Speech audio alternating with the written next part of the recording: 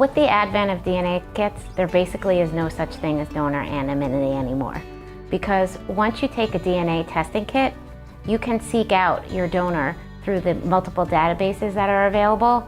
And even if the donor isn't in there, you can find anybody that is tangentially biologically related to that person through the DNA database. The best that you can do when you are confronted with the DNA challenges and the identifying of donors earlier than expected, or even if they were not supposed to be identified at all, is that you have to make sure people are educated.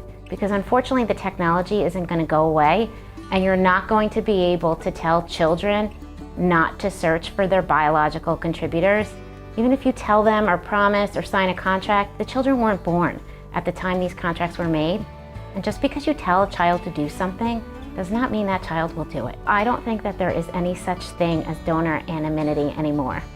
I think once these databases become widely available and the DNA testing kits become less expensive, which means that they're widely accessible to everyone in the United States.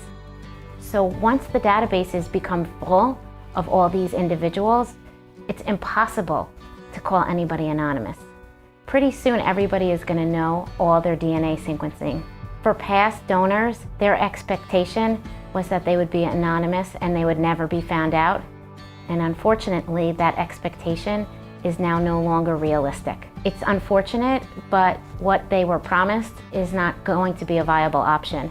So what's happening is that the donors are being contacted through these databases, or the relatives are being contacted and the donors eventually found. And what we thought was possible 25 years ago is no longer possible to keep their identity a secret.